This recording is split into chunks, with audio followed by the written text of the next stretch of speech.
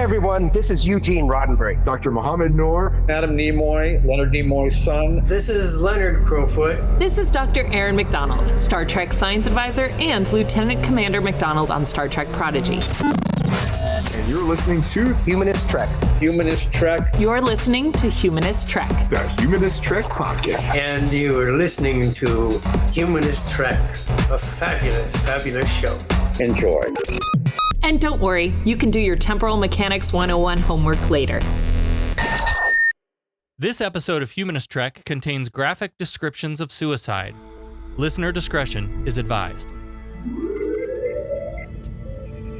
Perhaps I could use this as an excuse to go to those far-off planets with little polka-dotted people if necessary, and be able to talk about love, war, nature, God, sex, all those things that go to make up the excitement of the human condition.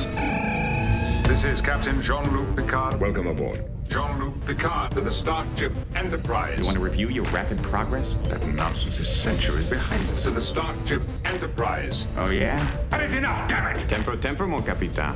To the Starship Enterprise. But you can't deny that you're still a dangerous, savage child race. Of the planet Earth. You just don't get it, do you, Jean-Luc? That is the exploration that awaits you. Not mapping stars and studying nebula, but charting the unknown possibilities of existence. Peldor Joy, and welcome to Humanist Trek. It's a Star Trek podcast about the humanism in Star Trek. I'm Sarah Ray. And I'm Allie Ashmead. And this week we are joined by fellow Star Trek podcaster Jessi B of the Crusher Convo Podcast, available wherever you replicate your podcasts. Jessi, welcome to Humanist Trek. Woo! Thank you guys for having me. I'm so excited to be here. So tell us a little bit about you and your entry into Trek. It's very quick. I just barely started seeing Star Trek 3 years ago. Oh, man. And dived hella deep when I saw my husband rewatching The Next Generation. That was his childhood favorite show of all time. And jumped in and I saw it in like 2.5 weeks. Like I dived deep. And did you watch TNG in 2.5 weeks or just? Yeah. Oh my gosh. Yeah. Wow. Like boom, boom, boom. And I remember it was like February 11th. And by March 1st, I was watching all 4 movies. And by March 2nd, which happened to be Gates McFadden's birthday, I binged her podcast. So it was like just going into it, but I just fell in love with it. And I think one of my tweets at the time, I'm not on Twitter anymore for obvious reasons. Same. But and I refuse to call it X, it's still Twitter. I wrote like on February 17th, I love Crusher with like a crying emoji. And that was it. That was it. Life over. Oh my Change. gosh. That's Forever. amazing. That's amazing Yeah. story to just like you see one episode and you're like, okay, I'm hooked. And then did Yeah. you by any chance go back and watch some of the older episodes like the original series or the cartoons? I haven't seen the animated series. I've seen the majority of TOS. I've seen all of DS9, all of Voyager. I'm almost done with Enterprise. And of course, I've seen Lower Deck, Strange New Worlds, Prodigy, and of course, Picard. And then once I'm done with Enterprise, I'm going to go into Discovery. So I'm almost there, but like 920 episodes. It's a lot. I haven't even seen all the movies yet. Like I've seen the OG, TNG, and then I've seen 2009, but I haven't seen the last 2.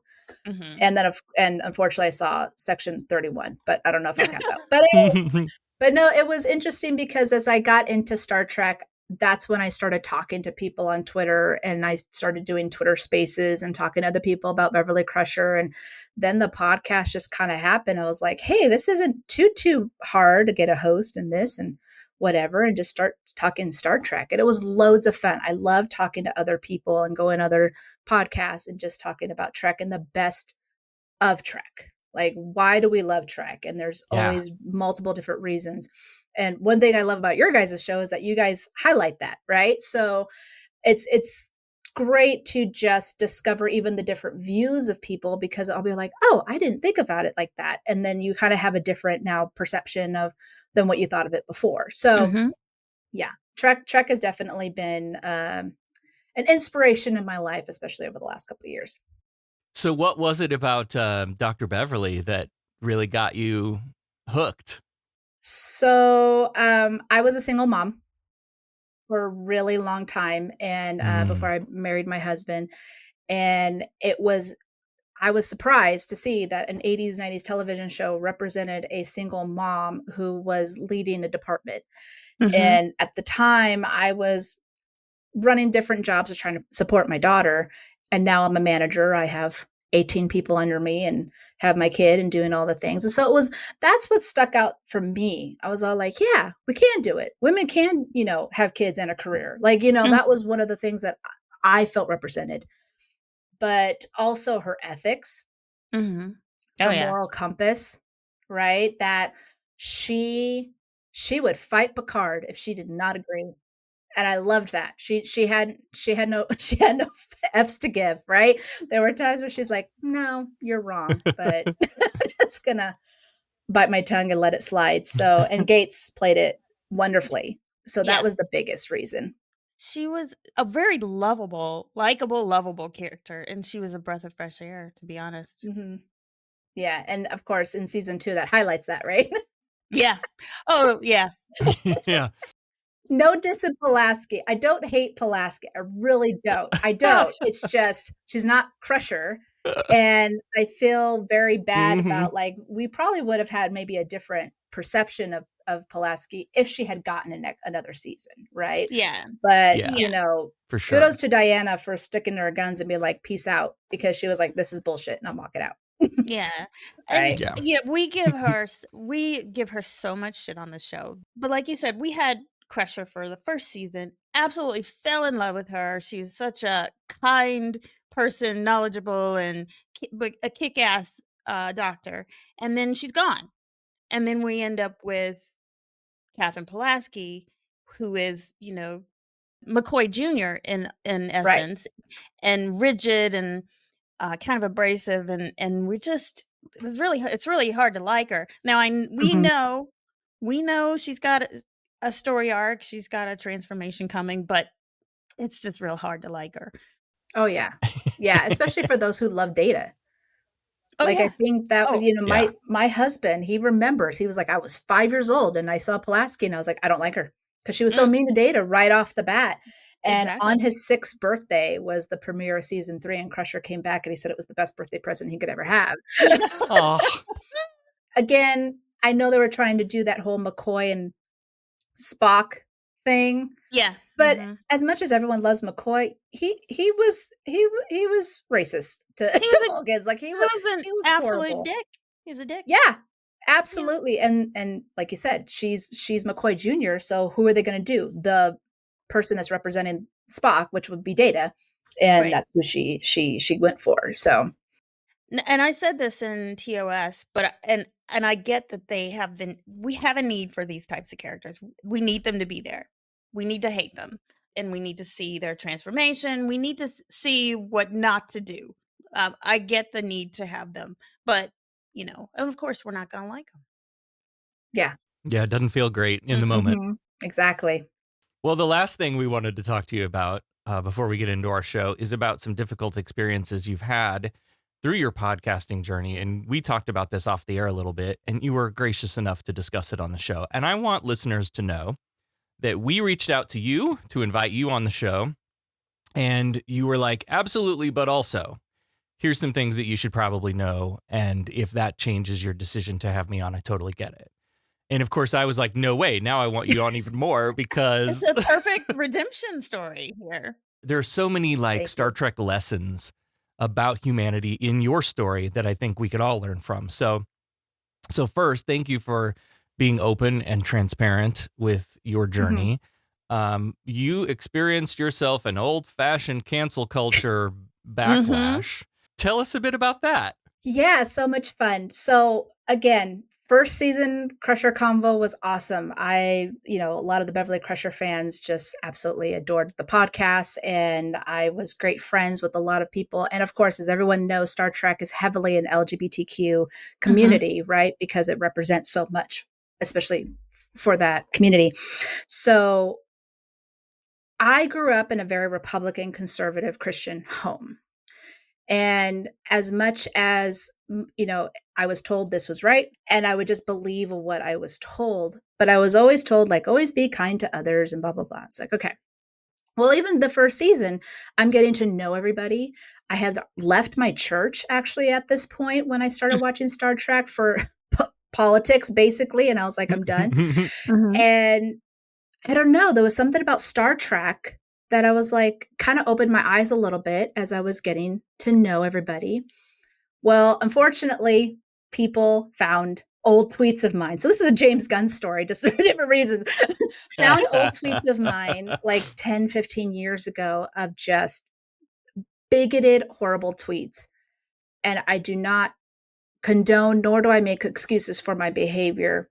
And it's something that I have to live with, that I said these horrible things. But even over the course of 10 years, there was a lot of political, stupid shit that I was saying. And it was just because that's what I thought was right. Like, that's what I was told was correct. And so I had some people give me grace and I had some people not. And because of that, I lost my co-host. I basically was kicked out of the whole Beverly Crusher fans. Like, they don't want nothing to do with me. And it was rough because I was like, no, but I don't think like that anymore. And what really changed my perception of all of this was in 2023, so during the first season of Crusher Convo and in the middle of Picard season 3, I suffered a violent trauma in which, in a sense, I'm a housekeeping manager. I walked in on a guest doing a wellness check and I walked in on her suicide attempt. Oof. Okay. Yeah. And it was a very bloody situation. And that wasn't actually the trigger. What happened was that this girl was so desperate to die. She actually slit her throat in front of me. Oh, jeez. And I grabbed the knife. I started trying to come. That's what did it. And what hit me, the world is so broken. The world is so, there's so much pain. I don't know what this girl was like. I'm done. I don't know what she's gone through, but I just saw hurt. And I remember at one point, because I pulled her out and I'm trying to stop the bleeding, and she even tried to choke on champagne. Like, I was fighting her to survive. And at one point she's like, why are you doing this? Like, she was so mad. She was like, why are you doing this? And I said, because I want to show you what kindness actually looks like. And she wanted out. And she wanted out. But I was like, you clearly have not seen kindness, and I'm going to show you that this world is worth living. And that was a big turning point for me, of where I didn't believe any of that stupid shit that I said 5, 10, 15 years ago. I loved the people that were around me. I loved those who were part of LGBT, whether they were gay or bisexual or trans or whatever. I adored every single person that was around me. But unfortunately for those tweets also represented hurt for them. Like, I think they were like, I'm done. And it was because I probably opened a wound that they were trying to close. Right. And so necessarily I try to think like, they're probably not so super angry at me, but because they can't go against the, whatever they went through, I'm just that symbol. Right. So they have to, and, I was going through therapy and all that stuff for my trauma and PTSD. And, one thing my therapist told me, she's like, you know what, as much as it hurts that you lost those that you cared about, she says, they were in your life for a reason. They were in your life at the time you needed it most. And sometimes that chapter closes and you go on to the next one. And so I took that and I ran with it. But what was amazing is one other person, Jay and Lori from Trek Movie, they stood by me and they're like, you know what? Everyone has the ability to change and everyone should have that opportunity. And so it was, and also John Billingsley was, because I backed out of Trek Talks. And so he was all like, you know what? He's an atheist, right? But he was quoting the Bible with me. Like, it was an amazing experience of just the kindness that I was shown. And they're like, hey, you guys should bring back Crusher Convo. Like, you miss it. You miss talking with other people. And I was like, okay. So with their support, I decided to come back, but I did it differently. I'm doing it in video format. I'm doing it live. And I'm really trying to highlight the best qualities of Trek through the eyes of Beverly Crusher, because I think she does represent that. She represents the kindness. She represents the compassion, the ethics, all of that. And I want people to feel safe. And I want people to be able to enjoy Crusher Convo, especially with all the shit that we're going through right now. It is so dark. this world. And I want this just to be at least some kind of a little bit of an enjoyment for people. And yeah, I politically, my husband and I were just talking the other day. We're like, we are so disgusted of what's happening right now, especially in the party that my family tends to represent. And we're like, yeah, no, we don't want to be a part of that. I mean, I still call myself a Christian because I still believe in God. I still love Jesus Christ, but I'm not religious in any sense of the word. Mm-hmm. You know, I'll go to church every once in a while just to have my one-on-one with God and that worship, but I don't like use like a pastor's, you know, like this is how you have to run your life. Like I don't do that. And I want to showcase even Christ's love of kindness, and because he loves everybody.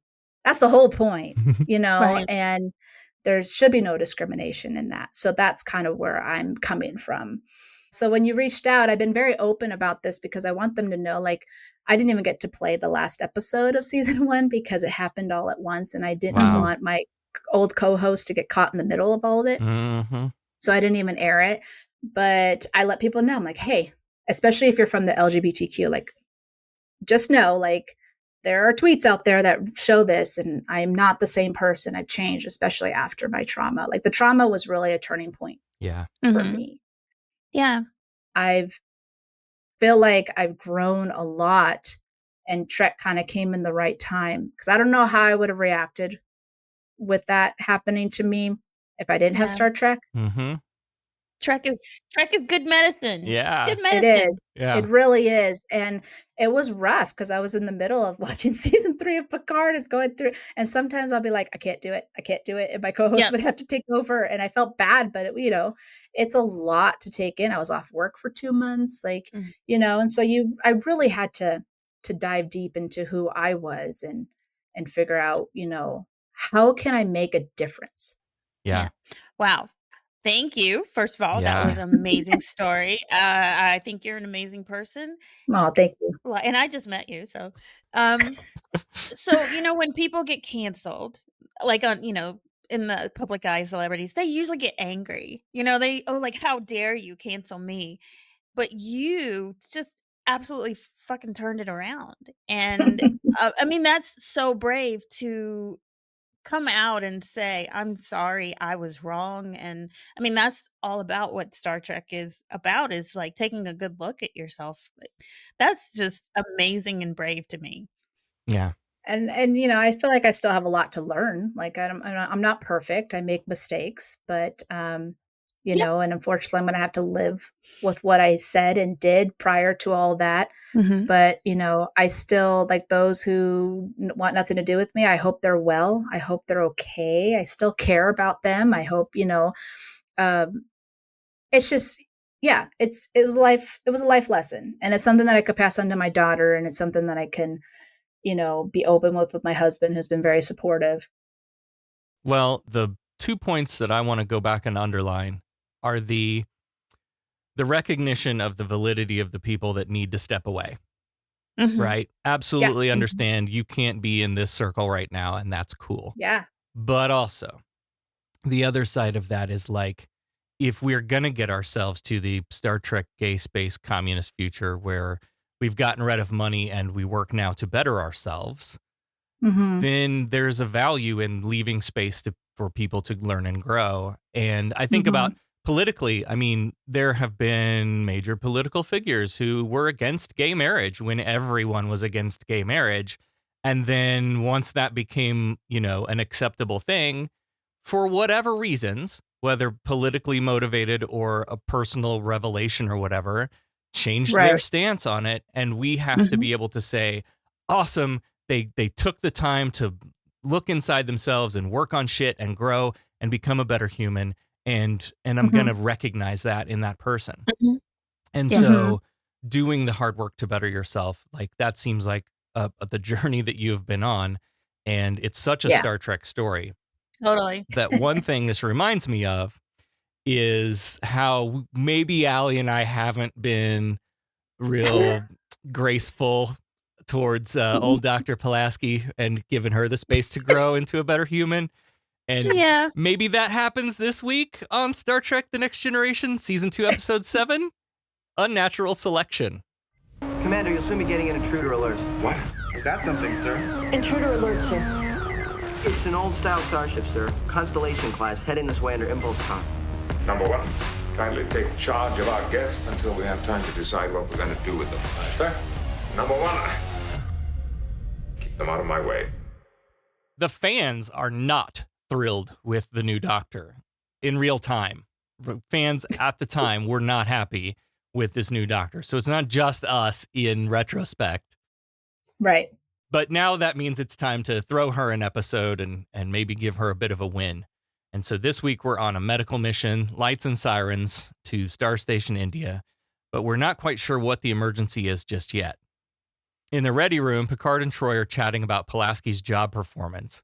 While Troy gives a glowing review, Picard is concerned that her consuming dedication might interfere with her judgment. But Troy disagrees and suggests maybe Picard should get to know Pulaski better. There you go. That's a Star Trek value for you. It's easy to, make assumptions about a person if you haven't spent any time with them. All right. Very true. But the most dedicated physician, she forgot Crusher real quick. Yeah, I definitely don't agree with that statement. That was like, thanks, Troy. I see where you stand. Allie, answer the communicator. Allie. Oh. Answer the communicator. Oh, no. New phone, who dis? Warp to Captain. Incoming transmission. It is coded Priority 1. Put it through, Mr. Wolf. We've got some comments from the YouTube that I want to pull from. Oh, no. I know. Oh, I'm excited about this. Comments from the YouTube are never that great, to be honest. They're never nice, and we might have our own redemption story here coming up. This comes to us from Muzzy Barker, who has a lot of things to talk about from our last outing about our views on the Good Doctor. But the one that I want to pull from is Pulaski's conversation with Geordi. They talk about his eyesight and doing all this. I can do a surgery. I've done it twice. Shows that she's a better doctor than Crusher. And I'm just going to put that little bomb in the middle of the room and walk away.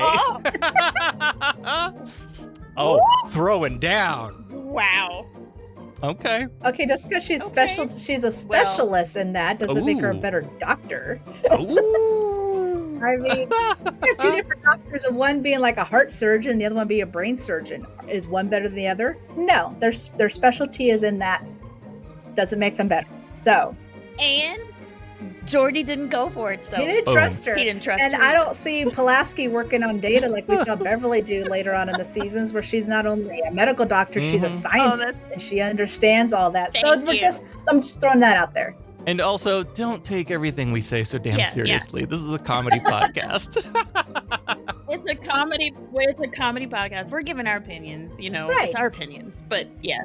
But thanks for writing in. We appreciate it. Yeah. It gives us something to talk about. Helps. It does. It also helps with your guys' algorithm and stuff like that. So keep going.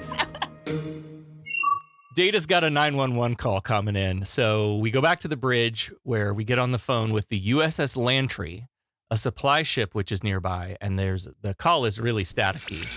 Can't hold out anymore. People are dying. Too many to help.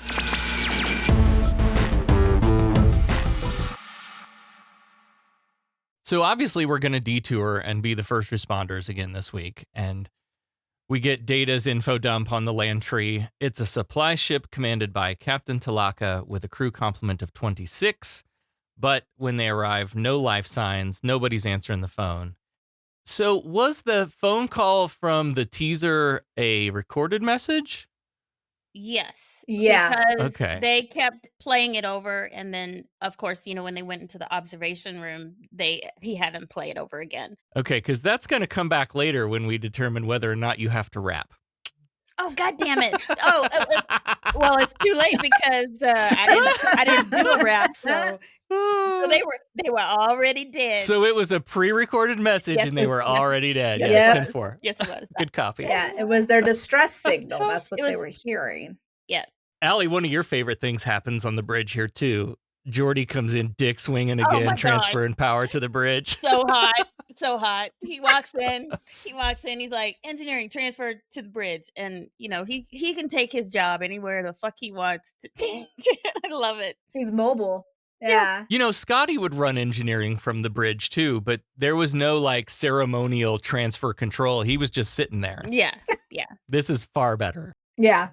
Data rules out any kind of battle damage, reporting that no other vessels of any kind within 2 parsecs, which again, I'll remind you is a measure of distance. Laugh it up, fuzzball. So they're thinking about boarding her, but they think no more barging into ships, and catching diseases. So they're like, yes, Riker, it's smart. So Riker's like, we can take control of her remotely, and then we can just look around on the view screen to see what's going on over there instead of just walking in there. And so this is something they've done. I've never seen them do, and I don't know that they've ever done it again. No, and it's a huge security risk. That's what I was thinking. Evasion of privacy. Like, just because you don't hear anything doesn't mean something's not going. I don't know. I thought that's really weird. Does this mean that like any captain can unlock any other Federation ship? So if a captain had one of them conspiracy bugs in its neck and overwrote, like you could do all kinds of terrible shit. Absolutely. Yeah. It sounds like it. And I don't know that we've ever seen this happen ever again that I remember. No. Not that I recall. No, there's a lot of things in this episode that don't and shouldn't happen again. And this is one of them. Picard goes into the ready room and he talks to the computer and he identifies himself with his code and says, he's requesting access control to the USS Lantry. The computer asks him for another access code. Now, which code is that? Does he know Talaka's access code? He got a confirmation code sent to his phone that he had a 2-factor authentication into the Lantry. MFA. That's literally it. Oh, that's hilarious. Well, I was wondering because Picard's actual access code is Picard Alpha, right? Omicron or something like 432 or whatever. Yeah.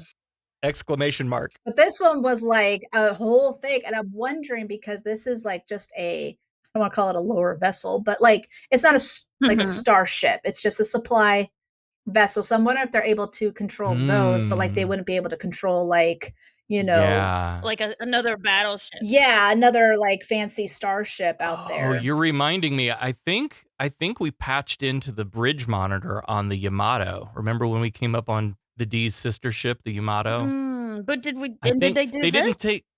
I think they took control of the bridge monitor, but that was it. They couldn't control the ship. They could just drop in on its webcams. Right. This one they're dropping in on the webcams and taking control of the engine. They did that with the Stargazer, I think, too. Oh, yeah. Yeah. Oh. Yeah. So apparently it's a thing. It's a thing. Okay. Back on the bridge, Data and Geordi get access to the Lantry at the aft station as Pulaski arrives and they turn on the Lantry bridge webcam. The captain and 2 officers are dead in their chairs and they are old. Yep. Well, I found that interesting. Wesley's 17? Yeah, still underage, and he's watching dead bodies. Yeah. I'm not sure this was what Beverly was when she said, "Hey, take care of my kid." Where's your mother? Where's your mother? Starfleet Medical. I don't know. I thought that I was like, well, that's traumatic. Okay. Yeah. His face was traumatic. He's like, what the hell? Pulaski's like, yep, they died of old age. Yet the captain is Riker's age or whatever. So something crazy going on here. I think this was a good start to a mystery, though. Yeah. I kind of felt that oh, what happened? Because they're all old, and they're like, what happened? And she's like, they died of old age, and it was okay. For us, at least when I first saw it, I was like, okay, were they all just old people and they just all died, or something else happening? But with Riker saying the captain was my age, I was like, oh, there's a mystery here. Where's Beverly? She loves mysteries, but. Yeah. That was a nice little kick to it. I was all like, because it makes you want to watch more to see what happened. Yeah, for sure. So they go to the observation lounge where they're all around the table, trying to figure things out. And they've downloaded the log, and that's when they play the message back of what he said, which was too many people or I forget what the message was. We're all going to die. Yeah, there's some rapid aging process happening, but they couldn't identify the cause. I think he said there was 3 of them left. A lot of them have already died. I've watched my friends die, something like that. Yeah. Yep. Pulaski jumps in and talks about that every member of the crew had a complete examination at the beginning of their duty 8 weeks ago, and they were fine. One of them did have the Louisian flu, some sort of harmless flu, like we get the flu and we were fine, but it's not something that would have caused this. And then 3 days ago, they were at the Darwin Research Station on Gagarin 4, so maybe there's a connection with that. So we better follow that lead. But before we go, they set up a quarantine on the Lantry, which is something we asked Kirk and the gang to do so many times. So many times. They they found some evil monster on a planet or whatever, and they were just like, peace out. Just beam it aboard. Like, so we were wanting, okay, why don't you wear hazmat suits? Why don't you take proper precautions? You're a doctor. You got to set up, do these types of things. And no, he never did. Right. Anyway, off they go to Gagarin, and off we go to commercial. My God. Looks like they had a battle with time. And lost. In orbit of Gagarin, Picard blows in a Skype call, and Dr. Kingsley answers, and they do indeed have themselves a medical emergency. Kingsley is played by Patricia Smith, who started in television in the early 1950s. In the 60s, she appeared on shows like Gunsmoke, Route 66, My Favorite Martian, and Bonanza, all the hits. Oh, Bonanza. I love Bonanza. That's a good one. And like everybody else in film and TV, in the 80s, she did some soaps. Of course. She's not terribly old here, but she's old enough to recognize that whatever happened on the Lantry is definitely happening here. And we also see some background actors on the Skype call who are definitely aging. Yeah. The hunched over. Like, I think they went a little dramatic. It's all hunched and slow. And I was like, man, that's what they think of old people. Like, we had a horrible perception of what it's like being old. Yeah. But then you look like today, we're recording this on Harrison Ford and Sir Patrick Stewart's birthday. They're 85 and 83%, Still going. And still going. Yeah. Gates can dance and practically do a backflip, and she's 76. Like, we would, we had a very bad idea of this. But one thing that I did not like Kingsley. I don't know about y'all, but the moment she came on screen, she was instantly like, it's the Lantry's fault. They did this to us. Like, it can't be we didn't do anything wrong. Like, she was, and then when she heard Pulaski, she was hailing her as this genius, right? Yeah. Which Picard was all like, oh, there's more to Pulaski that I don't know, which goes back to Troy saying, hey, maybe you should get to know your new chief medical officer. Mm-hmm. Yeah. But it reminded me of the episode of Ethics in season 5 when Crusher was being hailed a genius. And I can't remember the doctor's name because I hated her too. But it was when Worf was paralyzed. Yes. And they were coming on with cybernetics, and that was a big thing. So these doctors are smart in their own way, to go back to your YouTube comment. Yeah. They're both geniuses in their own reason. Yeah. And they're getting, they're like, they have fans, right? They have supporters. They have like people that respect them. But yeah, that doctor, I did not like her off the bat. I was kind of like, I hope she dies, but she didn't. So. And maybe it was my reaction to the doctor, but my general feeling in this scene was like, okay, maybe we went a little too far the other direction in trying to like make Dr. Pulaski a likable character, because she's like, oh my God, the Dr. Pulaski, the Dr. Catherine Pulaski, author of all these books that I've read. Like, okay, settle down now. And it's surprising because Picard didn't know anything about her, like, which is surprising. Right. He knows everything about his crew or their background, especially like his command, people under his immediate. Yeah, he would have reviewed her file. Yeah, that's what I was going to say. If he was going to be having her be the new chief medical officer, wouldn't he have like looked into her history of why she deserved to have this? That was the whole reason why he decided to have Crusher, because it was exactly what he needed. He knew her background, and she applied, and he wanted her. Oh, he wanted her, all right. Oh my. And yeah, they got history. Yes. But with Pulaski, it was all like, hey, Crusher left. Like, she left. It wasn't like he let her go, whatever.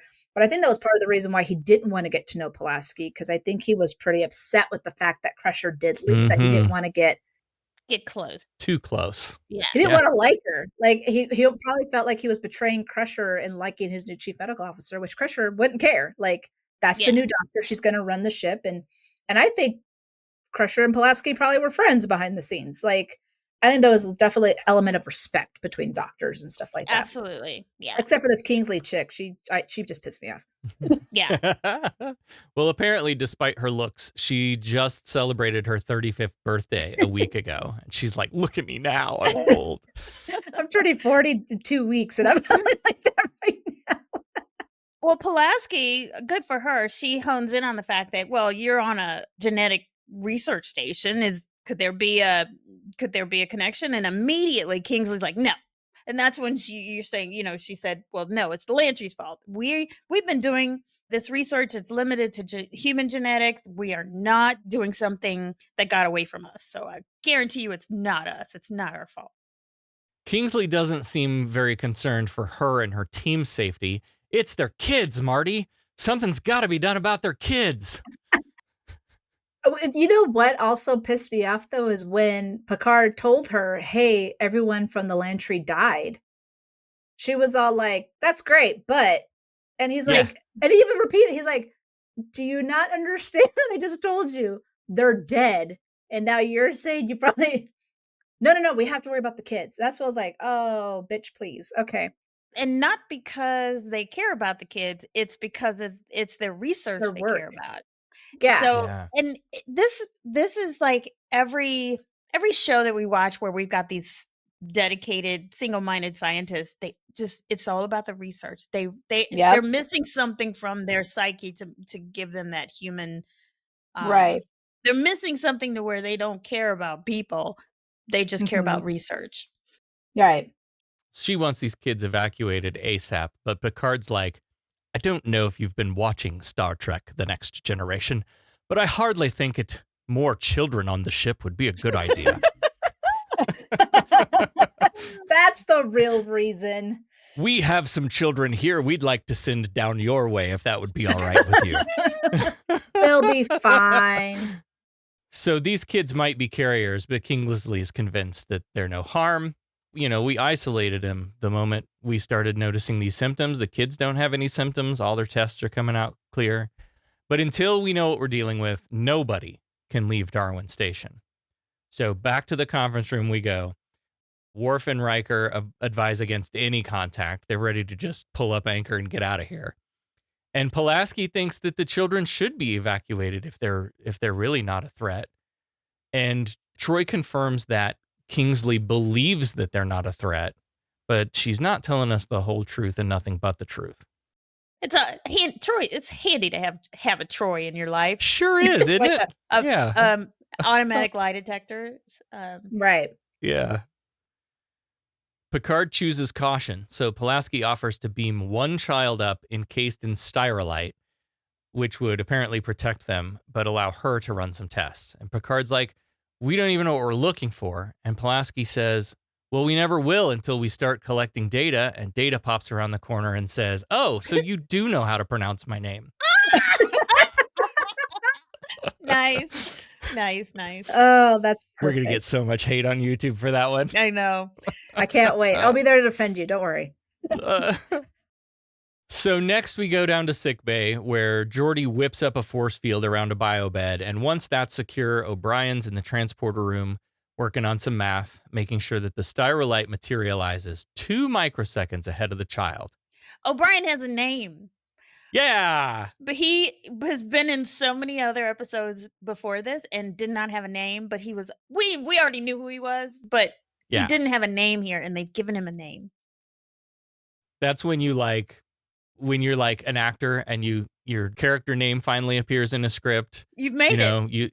You made it. You call your agent and go, okay, maybe we can take a break. Maybe we can take a breather here. I might be doing this gig for a while. Yeah. And yet Colm Meaney spent all of his time doing movies and shit in between his episodes. Yes. Anyway. He played a kick-ass bad guy He really did. Mhm. Yeah. He does. And the thing is, though, what I like about this is that as much as we've seen O'Brien, it does highlight how smart he is. Yes. Oh, yeah. Especially when it comes to the transporter. He was just like very minor details of like, well, we could do this and I could modify this. And it was like, oh, this dude is smart.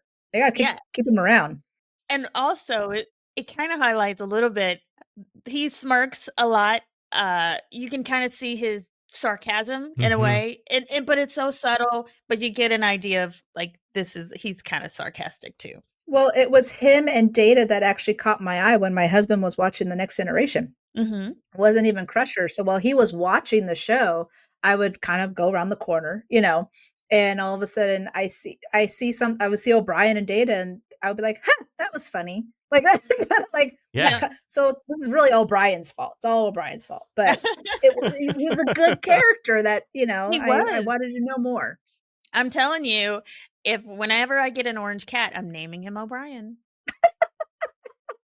Not Spot. Not Spot. Not O'Brien. Spot. It's going to be O'Brien. Nice. So they beam up a 12-year-old male encased in styrolite, except he looks a lot older than 12. Jesus Christ, is a grown-ass man. Hey, Worf and Geordi are like, red alert. Worf is like, shoot it. He always is. Geordi's all like, beep it back. And everyone's like, calm the fuck down. Like, just give us a second. That was funny. Once they verify that the styrolite is intact, they drop the force field. And this was a fun visual, too. This looks like an action figure in a blister pack. It does. The way they have this like transparent plastic shell around the body. I thought that was great. Oh my gosh, that's true. And yet we never got an action figure of this kid. Yeah. I like how Troy was all like, they're telepathic. She's like, I could read their thoughts. And that's where you start to like, what is more to this mystery? What is going on in the station? I love that they called it Darwin because they idiots. Yeah.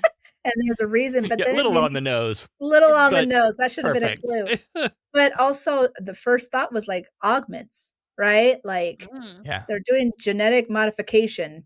Mm-hmm. That raises a red flag in my opinion. This child was originally named David in the script, but they didn't use it in the episode, and he is played by George Baxter, whose only other credits are one episode of Emerald Knights in 2010, which I never watched. What is that? Emerald Knights. And a short called 23rd and Union in 2011. So he didn't go on to do a whole lot. Yeah, he had no words either. He just stared with his eyes like Gowron, just like I'm beaming my thoughts into your head. He face acted. Yeah, exactly. Hugely. Dr. Kingsley, what is the nature of your emergency? To whom am I speaking, please? I'm Dr. Pulaski, Chief Medical Officer. Catherine Pulaski, author of Linear Models of Viral Propagation?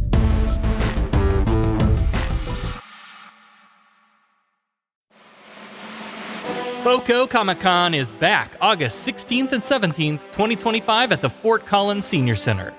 Allie and I will be there tabling, hawking merch, and chatting with listeners old and new, and we'll be presenting our Humanism in Star Trek panel again this year with updated content. So if you saw us last year, there will be new deep thoughts and discussions to have. Fort Collins Comic-Con, August 16th and 17th at the Fort Collins Senior Center. Get your badges today at FOCOComicCon.com.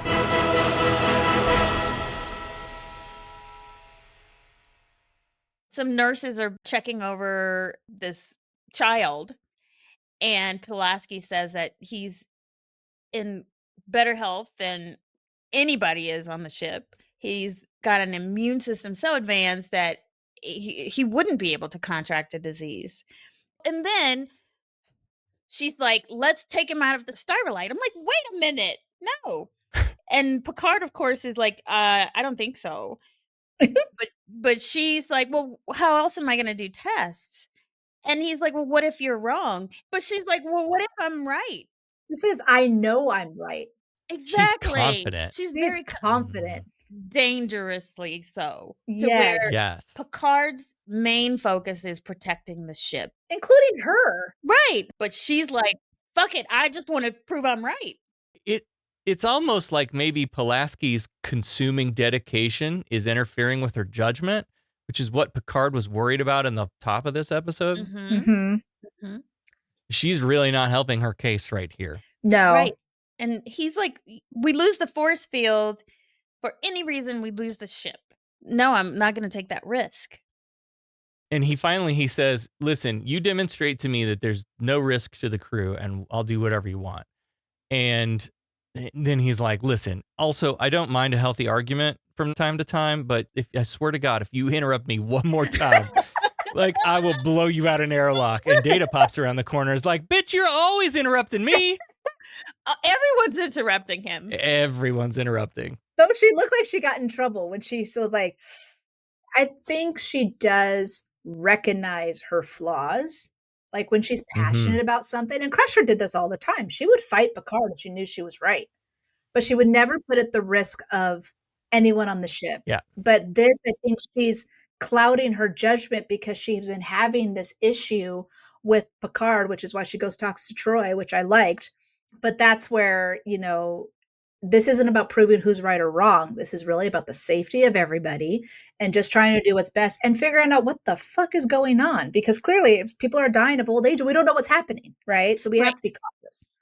And you're right. Crusher never had that kind of arrogance. Like she was confident, but she was never going to put her ability to be right over somebody else's safety. Her very first suggestion, without having to go on a whirlwind tour and talk to everybody else in the main cast, would have been, fine, let me take a shuttlecraft, and then she would have come up with that solution right She away. would have done it without asking. She would have done it, and it's like, I'm going to done it, yeah. I'm going to protect the crew. Right.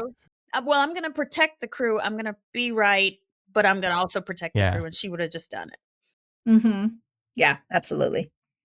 So Pulaski goes to visit Troy. And she's like, I need some advice. I don't know how to talk to this guy. He's so fucking stubborn and he just won't listen to me. And Troy's like, okay, listen, needs of the many, needs of the one. That's kind of a thing we do here on Star Trek. And that's what you kind of need to be thinking about. And also, you guys are really not that dissimilar. Yeah. You're a lot more alike than you think. Yeah. And that's a message that Star Trek is, I think, always trying to say, that as humans on Spaceship Earth here, we are different in many ways, but we are a lot more alike than we are different. Yep. I also feel like it also reminded me of how when we say about a parent and a child, there could be arguments and we could butt heads. Like I have a almost 17-year-old daughter and we butt heads all the time, but it's because we're a lot alike. Yeah. And we're stubborn. Yeah. And, she got that from me. And I'm like, sorry, kid. But it's just one of those things where it's all like, you guys are actually more similar than you realize, but you guys are arguing so much that you're not realizing it. There's a way for you guys to meet on the same page, right? There's always a way. Yep. Pulaski goes back to her office and rings up Kingsley to deliver the bad news. But Kingsley is not taking no for an answer. She's like, you got to save our kids, Marty. So Pulaski starts working on a creative solution to this problem, one which includes a visit to Geordi in engineering on her whirlwind tour. And he's like, well, the only truly independent environment that would allow you to examine this child and not kill everybody on the D would be a shuttlecraft. Just the idea Pulaski was looking for. So next stop, Picard's office to pitch this idea to him, which starts to twist into another argument here. They're arguing again, and they're starting to throw regulations at each other. And finally, she cuts them off mid-sentence. And he's like, don't fucking quote regulations at me. And he's like, okay, fine, you can go. And she's like, but listen here, motherfucker. And wait a minute, I can go? Yeah. She's like, wait, what? She's so busy to argue that she doesn't even listen to him saying yes. So she didn't even hear him saying yes. So he basically said yes. Can we give kudos to Picard about how he's handled this entire thing? For sure. Like every single time, as much as they've been disagreeing, she's the one arguing. He's the one not only trying to state his facts or like his concern, but he's doing it in a way of like, I'm trying to do what's best for my crew. And I really want to do what you want as well. But I have to find a middle here. Like, I can't just be like, okay, do whatever you want. Now, because she's like, let's do a shuttlecraft. He's like, okay. he didn't like the idea that she was putting herself at risk either. He was like, this isn't going as planned, but all right, you're the only one that would be at risk. Let's see what happens. And I hope you're right. Yeah. And a recognition of her autonomy to make that decision. That it's not like, Right. I'm the captain, you're my crew, I told you no. Right? He lets Yeah. her take that risk. That's Kirk. because That's she's- what Kirk would do. Like, Yeah, it's Yeah. true. Anyway, Picard's like, Jesus Christ, woman, if it means I can finish a sentence, by all means, go die of old age in a Go. shuttlecraft with that boy. take your ass on that shuttle pod and get the fuck out of my face. Yeah. Data joins Pulaski in the shuttle bay, and I had forgotten about these old shuttle designs. Holy crap, what a boxcar of a shuttlecraft this It's is. such a box. So tiny. Yeah, there's no sleek curves to it at all. Mm-mm. Anyway, she asks Data to pilot the shuttle outside the D and hold position a few 100 meters away. And there, Data's like, okay, but what if this kid's not safe? And she's like, one last time, Data, you're a machine. You'll be fine. And he's like, maybe, but I was talking about you, not me. I loved that. Is this the setup for the repairing of their relationship? Maybe. Because Maybe. he's showing, like, this whole time she's like, you're a machine, you don't have any feelings. And he's showing concern for her. Yeah. And she picks him, I think, once because he can pilot the ship, but also because he's an android and he won't be affected. Yeah. Mm-hmm. Yeah. But I did write that in my notes. I went Data concern because that was always his thing. He's not going to just put the risk of everybody and just be like willy-nilly about it. Like he's like, Yeah. but you might actually get hurt. Right. And then she kind of has like a moment of like, oh, yeah, but that's the risk I'm willing to take. Yeah. Especially Yeah. for research. Like that was her decision. And so he's like, okay. But it was a moment. We had a moment. Yeah. They transport the boy over to the shuttle where Pulaski promptly removes the styrolite casing, and he sits upright immediately and starts telepathying at Pulaski. Face acting and eyes and Yeah, so Those good. lasers. eyes and smiles good. and shit. Yeah. And of course, she's like, oh my God, yes, absolutely. I understand everything you're saying. And Data's like, what the fuck's going on? Back on the D, Picard is pacing the bridge, waiting for any kind of update, and he keeps checking the clock. I thought that was fun. Yeah. He's actually worried about her. I mean, she's been in contact with the the child for 18 minutes. 18 minutes go by, Data scans Pulaski and reports that all systems are functioning within normal specifications, and Pulaski jokes back, the manufacturer will be pleased to hear it. Although your bedside manner is kind of shit. Like, why would you insult? You don't need to do that. And like yours is all that great. True. But before this conversation goes any further, Pulaski starts scanning the boy and is hit with a major arthritic pain so strong that she drops her scanner. I wrote Pulaski was wrong. And at that moment, she realized it too. Mm-hmm. Her face said it. Doctor, God knows I'm not one to discourage input, but I would appreciate it if you'd let me finish my sentences once in a while.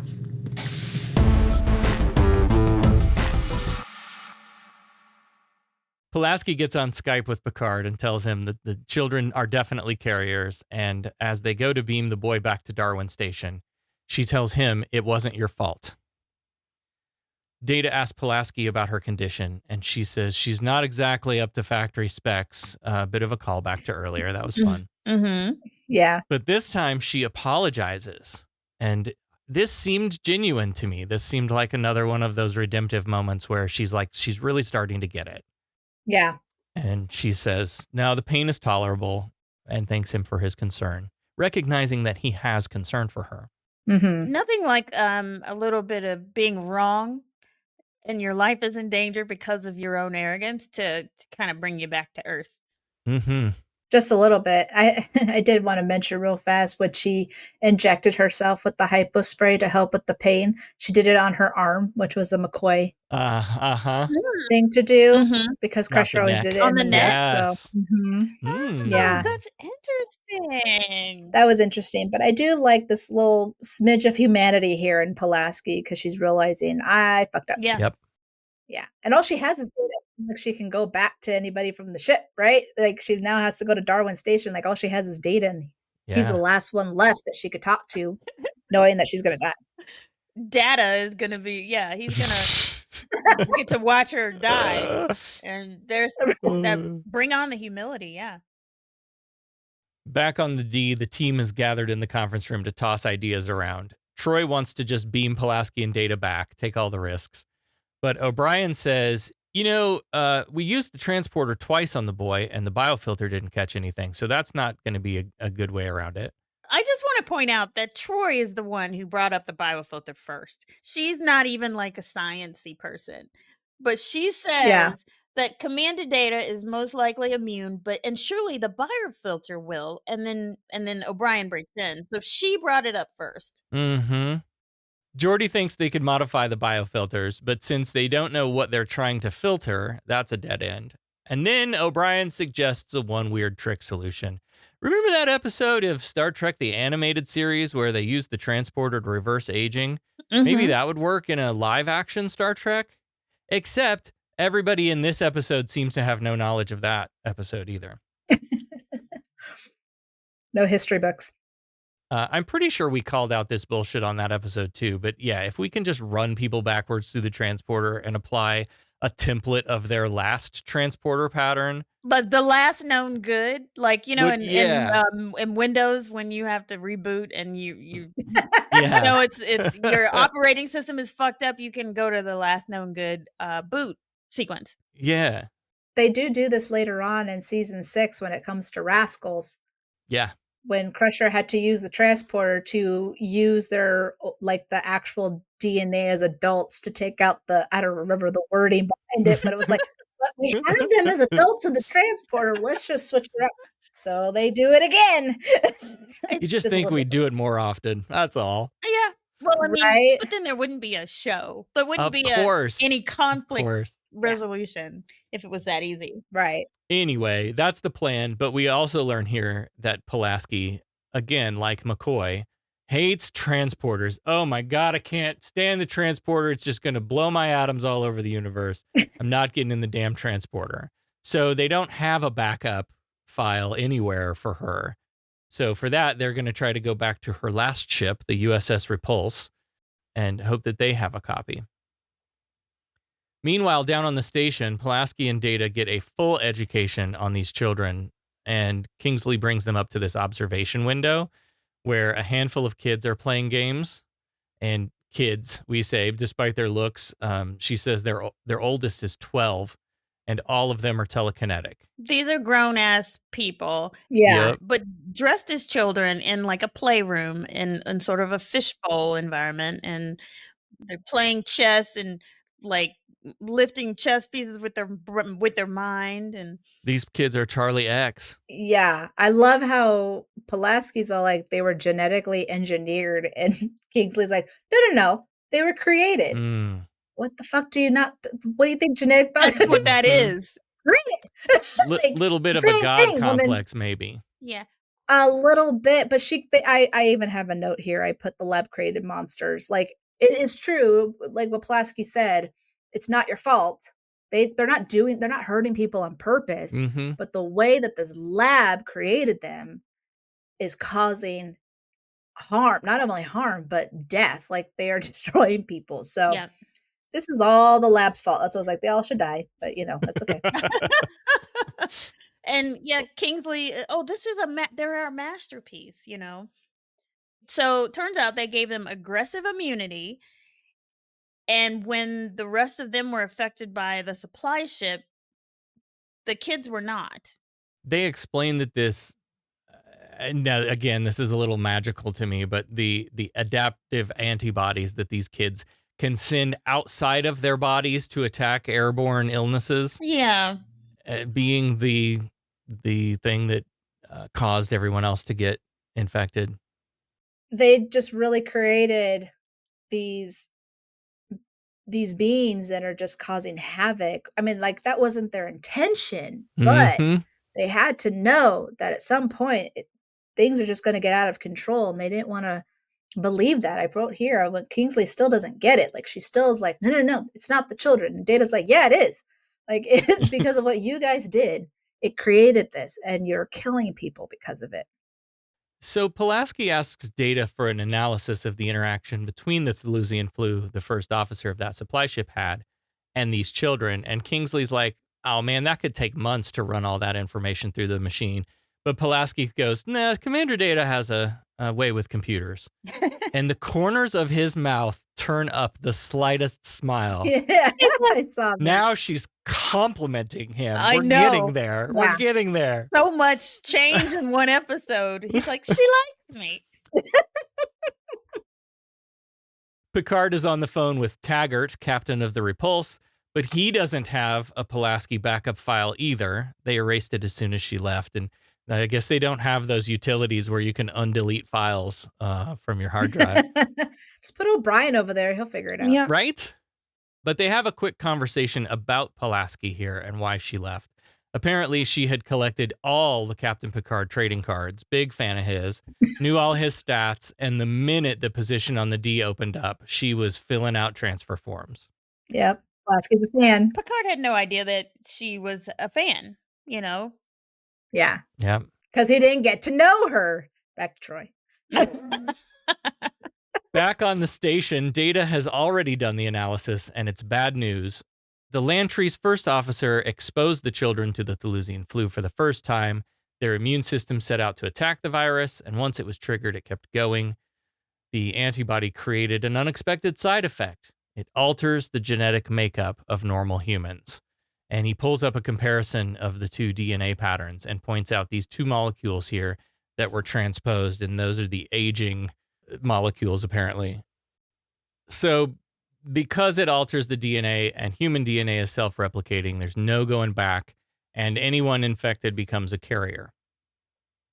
Later, Picard's on Skype with Pulaski again, and she's got a lot more ham on her face now. Yep. She explains that this whole immune system DNA situation, and he's pretty intent on getting her back. Maybe we could beam you back in Styrolite like we did that kid. Maybe that'd buy us some more time, but she's not hearing it. It seems like she has learned her lesson.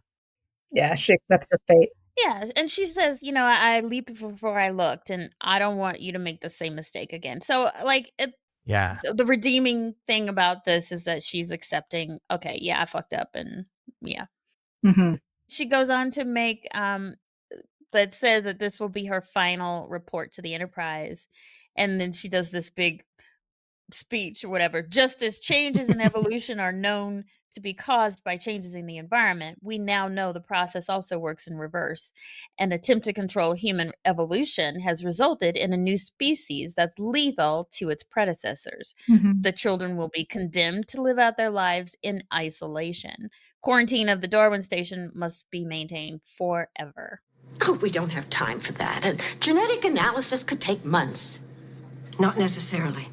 Commander Data has a way with computers.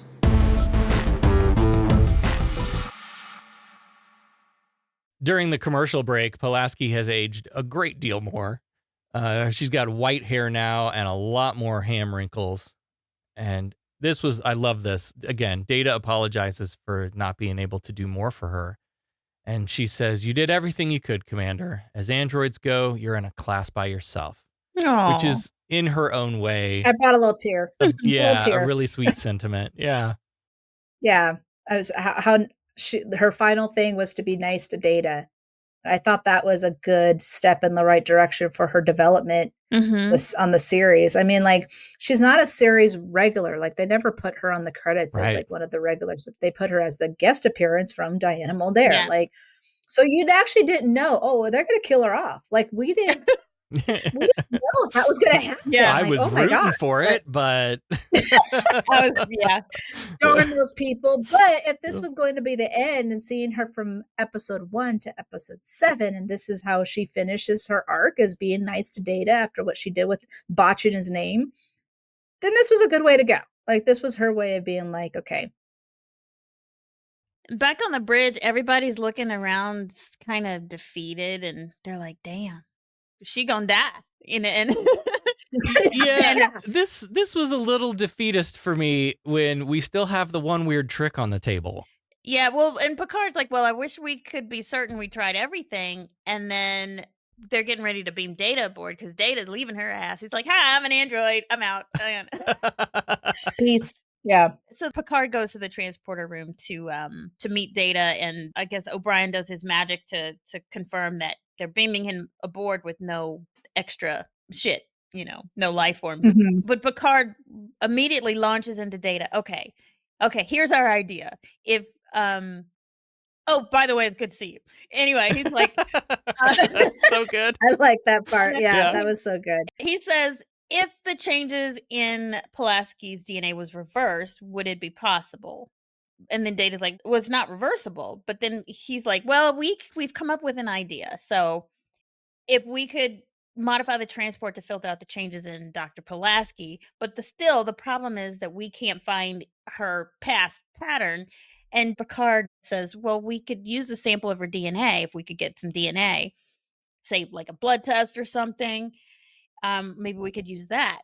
Data and O'Brien start to have a technobabble rap battle about this process until Picard interrupts again, and he's like, hey, Data, can you do this? And Data's like, I think so, sir. Of course, if this was Commander Riker, there would be DNA all over everything. I know. I know, right? Just swab the wall. It's funny how it was Data and Riker, though, going to look for Pulaski's DNA because he knew where to look. Yeah. Just saying. So they go into her quarters and they go rifling through her panty drawer. Yes. looking for some DNA. And because, like you said, Riker hasn't slept with her. So there's no DNA that readily available. Yeah. Why would you look in the clean ones for DNA? Yeah, because that's where I keep my hairbrush and shit. Yeah, and they found a hairbrush in her drawer, and hey, there's a hair follicle on it, and it has live cells. So off they go. So back on the bridge, Picard calls Pulaski again, and she's even older now.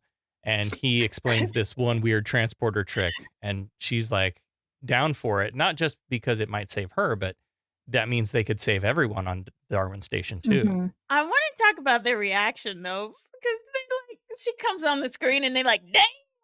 You've seen like Friday, you've seen Friday with they're like, dang, bitch, you're not looking so good. They didn't say anything. We better hurry. Yeah.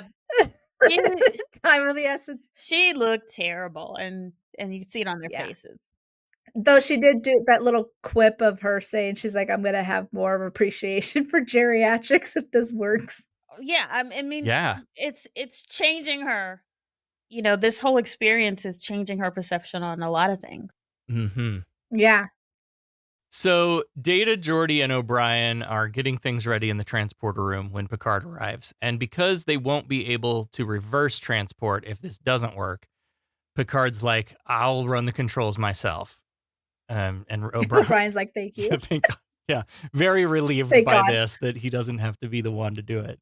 And yet, it's O'Brien tapping at his console that actually makes the whole thing work in the end anyway. Like, Picard could not have done this by himself. Right. Because she starts to beam in, and it doesn't seem like it's going well.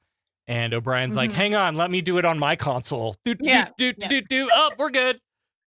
So his hand was on it anyway. His hand was on it, but if he's like, it's not working, then Picard would have to make the decision to put her back. Yeah. I think that was the part that, O'Brien was like, please don't make me put her back because. Yeah. I don't want to be the one to push the button. Yeah. Correct. Yeah. Soon, normal Dr. Pulaski rematerializes on the transporter pad and runs down to embrace Picard, and she shakes hands with both Geordi and Data. She hugs Picard, which is weird. Yeah. They didn't have that kind of relationship before.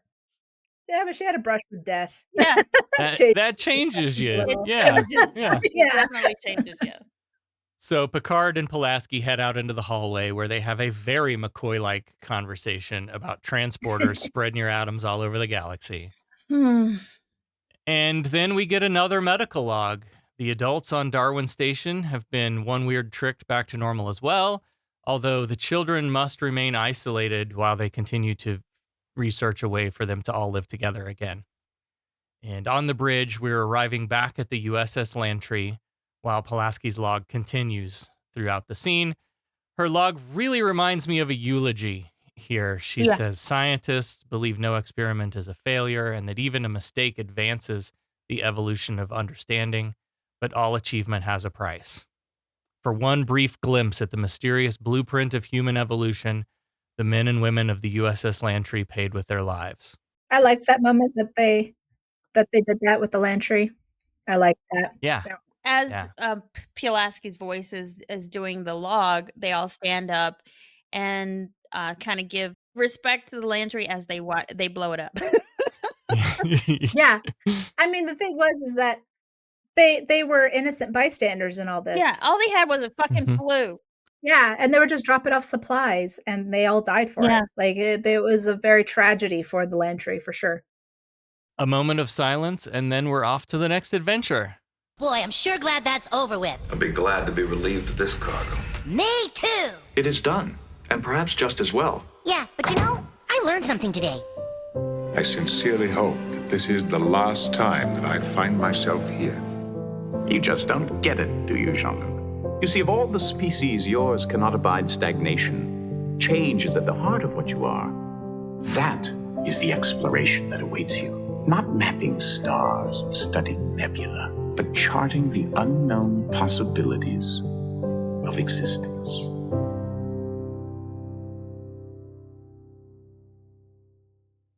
Moral of the story, back up your files. Yeah. Yeah. There are far more important themes to discuss. And keep it forever. Back up your files and keep it. Back up your files. Keep a copy. Yeah. Yep. Yeah. And I just did not love the one weird trick solution this week. If I hadn't been clear enough about that, not my favorite magic MacGuffin. I mean, I like the idea of it. Like, no, it wasn't necessarily all fleshed out, but I really like the idea, and I love that Troy came up with it. And Troy mentioned something about a biofilter, and then everybody ran with it. But I'm like, yay, Troy. Yeah, definitely highlights that. I think for me, it it definitely shows that you're not always right. You may think you're right. Yeah. You're not always right. And you have to learn from those mistakes, and you have to, understand this is why we have to do things a certain way. So you gotta swallow your pride sometimes. Oh yeah. And the arrogance. Don't worry about being right. It's not like, in the end, if you're right but everyone's dead, then what does it fucking matter? Yeah. Right. Like if a tree falls in the forest. Yeah. Does it matter that, does anyone hear it but you? Yeah, we can start to see her evolution, her transformation happening. Yeah. Mm-hmm. What does it say about scientists and their experiments on humans and like these were children? Yes, they were created, but I don't feel like they were being treated like people. They were lab rats. Yeah, they were lab rats. They had feelings, but they were being treated as things. Yeah. I mean, we don't really get to see what the dynamic was like before they had to be isolated from the rest of the population. Right. So we don't really know what that was like, but the Darwin Station crew seems to have disconnected pretty easily. Yeah. Yeah. Like they're still concerned about them, but it's not like you're at the window, like missing being next to your child. They're just in a room being ignored. Yeah. They're concerned about them only as experiments and not about actual living things. Yeah. And this whole thing was an accident, but it makes me think about what our lesser selves would do with a technology like this. Like, yeah, you could eliminate some diseases, say, like these people were trying to do, or like the predisposition to breast cancer or whatever, right? If you can genetically eliminate that, cool, but could there be other unexpected side effects like this from that? Mm-hmm. And then you'll have people that want to have like genetically designer babies, and I want my fetus to have a certain eye color or gender or whatever, and we go and dick with that genetics. And then you have more nefarious people who would use this as a weapon, or who would just do far worse things to whole classes of people that they don't like. Mhm. Like, who do you think is first in line to have all them experiments done on them? Tuskegee, anybody? Oh yeah. Like, it's going to be the minorities of us. Syphilis blankets, anyone? I mean, we've done this. We know who exactly would be doing it, and we know who it would be done to. Yeah. Yeah. Yeah. Nature is perfect in its imperfection. Mm-hmm. And when we start messing with nature, Yep. there's no ethics involved. And that's what's missing. There's no ethics. We are going to fuck something up. Yep. And I feel like there's some ethics that needs to be in place to do these types of things. So this is a perfect question for you guys. In my own segment, in my own podcast, I ask this question from time to time in different episodes of different series. But in this case, what would Beverly do instead of Pulaski? What would Beverly have done if she was? I already said I think Beverly would have come up with the isolate myself in a shuttlecraft right off the bat. There wouldn't have been going around the ship. There wouldn't have been no asking permission. She would never have even thought about endangering somebody else. Right. She would have been like, hey, Data, come here. Let's do this. And then she would have gone ahead and taken the shuttle pod without anyone knowing. And then next thing you know, they're seeing a shuttle pod launch and Beverly's on it. And of course, Picard's all worried. Yeah. What are you? What are you doing, Beverly? Just like in what was it, Suspicions, when she took the shuttlecraft into the sun's corona. She's all like, "I'm willing to sacrifice myself to prove myself right." She ended up being right in that case, but you know, she wasn't going to put anyone else in danger. Yeah, not that we're keeping score. Not that we're keeping score. No. But she's selfless like that. That's Beverly. Like she's selfless and she's just cool. She's cool. I would also like to think that Crusher and the team on the station would have come up with a solution together. Yeah. You know, whatever Crusher brings to that mix of people that they had been missing would have been like the key in the lock that figures out, oh, they're genetic scientists, for fuck's sake. You mean to tell me they can't go back into these kids' genes and change shit? Like, come on. Right. Yeah.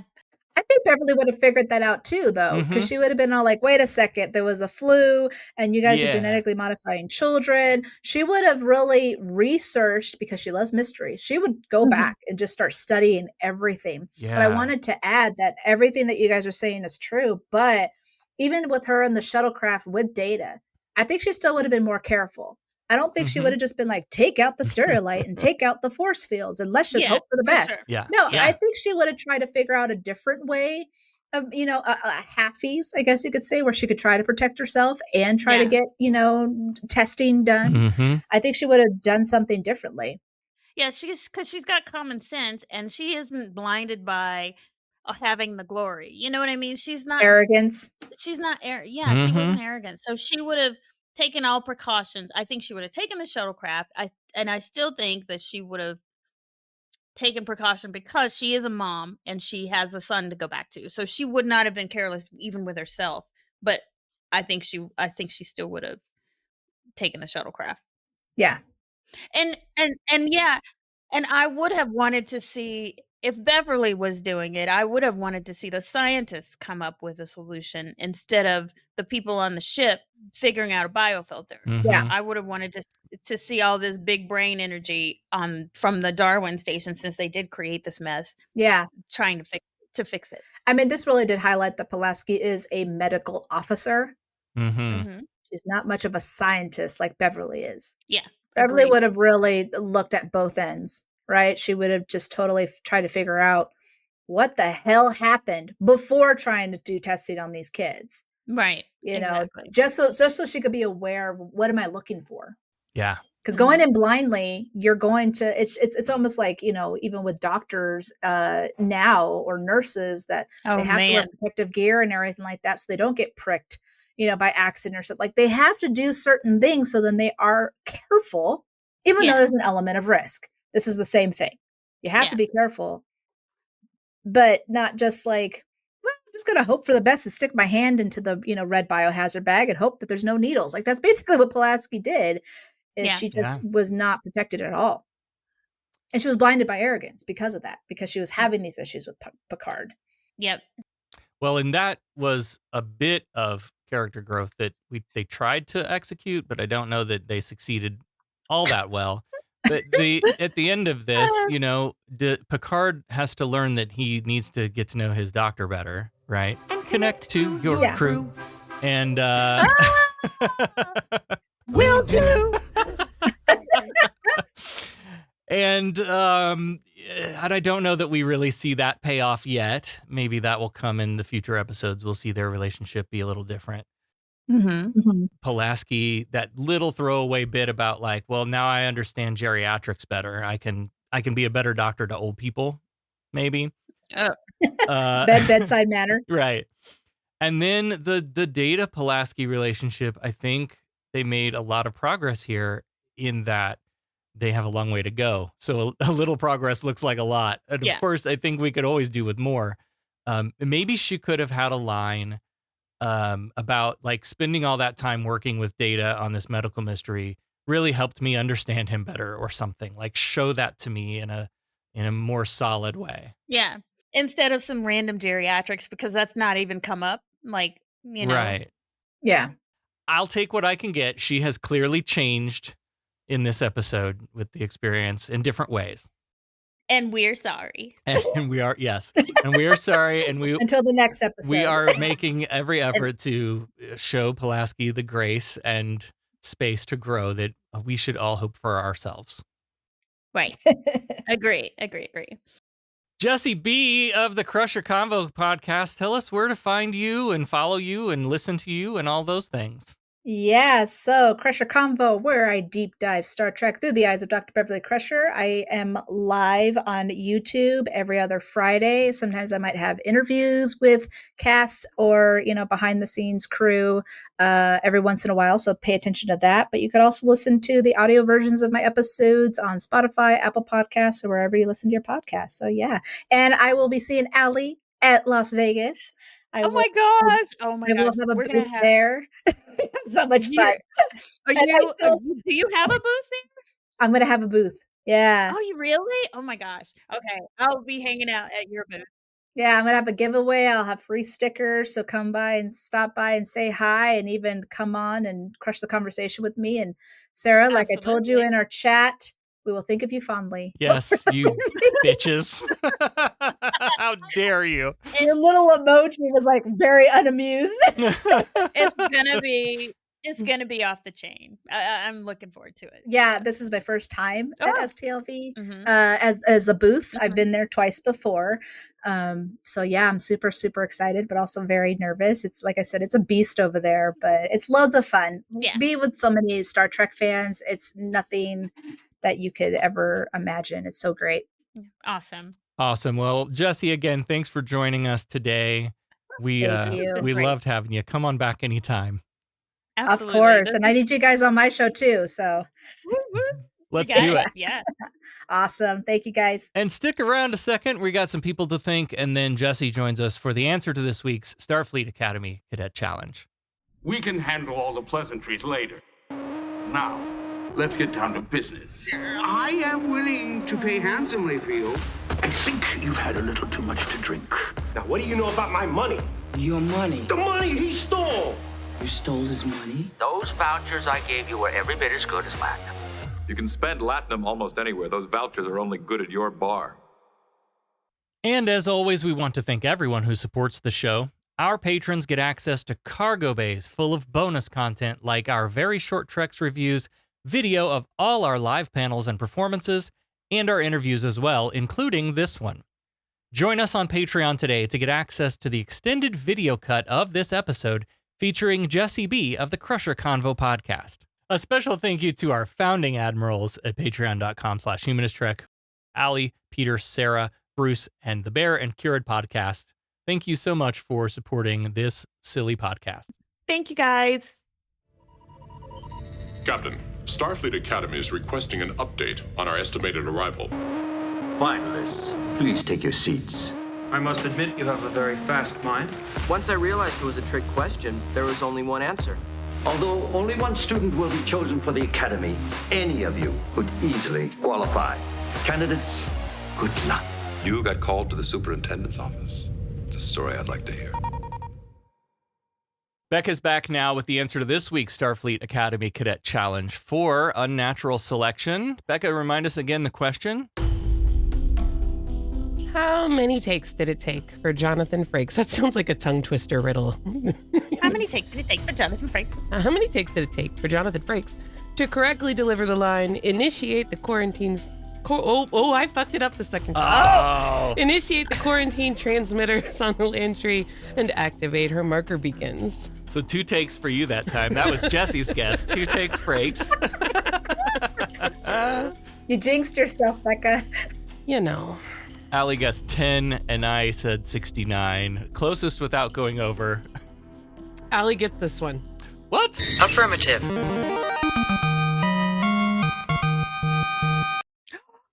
It took more than 20 takes, but it didn't take 69 takes. Wow. Sorry. After several failures, he alternated between swearing and laughing each time he botched the line. And I did try to find the clips, but there's so many fucking clips. I was like, fuck this.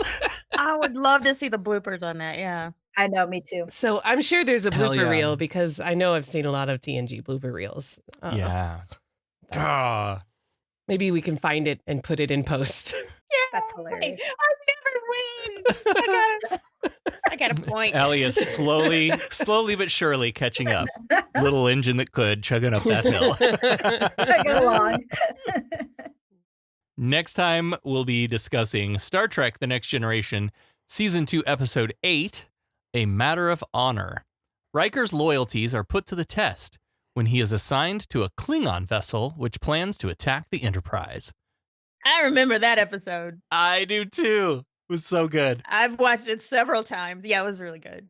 Yeah. Yeah, because he's like, it's the fish out of water, and Riker's like really stepping to the Klingons' bullshit. Like, I'll eat your fucking live worms or whatever. Like, I'm a Klingon this week. I'm a badass. Yeah. And he totally was. Mm-hmm. What is our question for A Matter of Honor? In this episode, Wesley mistakes Ensign Mendon for Mordock. Yeah. This is a hidden Easter egg of sorts. Uh-huh. Why? Because Mordock was the Benzite that he was against in the Starfleet Academy Cadet Challenge that one episode. He made friends with them, and it was a very much a all black people look alike kind of moment. All blue people look alike. Because he was like, "Oh, you're a Benzite. I know you. You must be Mordock." Yeah, exactly. or you must know Mordock at least. Right. That's how people do. Like, oh, I'm black. Oh, don't you know so and so? No, I do not. We don't all know each other. Queer people get that shit too. Yeah, we get that too. So, I mean, is that Easter eggy enough that it's just a callback to a previous character? Or is there something more to it? Oh, is it because it's played by the same actor? That would be fucked up if they were played by the same dude, though. That's pretty funny. I like that. I don't know. No, that wouldn't be it. I don't know. Yeah, I'm just gonna go with it's a callback to that other episode. I got nothing else. Why would it be an Easter egg though? Like, Mendon is the name of the actor who played Mordock, and that's the Easter egg. Maybe that's it. Oh, that sounds good. Can I steal that too? Sure. I have no idea. We'll double that. Yeah. Because that's the only thing that would be an Easter egg. Obviously, Mendon is a Benzite. Right. Too. You gotta tell me what to type. I'm so confused. Yeah. Okay, I think we're gonna go with the Easter egg is that Mendon is the name first name, last name, whatever, is the name of the dude who played Mordock in that first episode. Yeah. And that's the Easter egg that they named this one after the other one. Okay. I like that. And if you want to get it wrong like us, you know how to do that. Head out to your social media, share this episode with your answer in the hashtag Starfleet Challenge, or send us an email or a voicemail. We'll pick out a winner. And next time, we'll talk about Star Trek The Next Generation Season 2, Episode 8, A Matter of Honor. Glory to your fucking house. Make it so, number one. Humanist Trek is available wherever you replicate your podcast. Follow us on all the social medias at Humanist Trek. Become a patron at patreon.com/humanisttrek. Open hailing frequencies to podcast@humanisttrek.com and visit our website, humanisttrek.com. Humanist Trek is a production of Sarah Austin Media.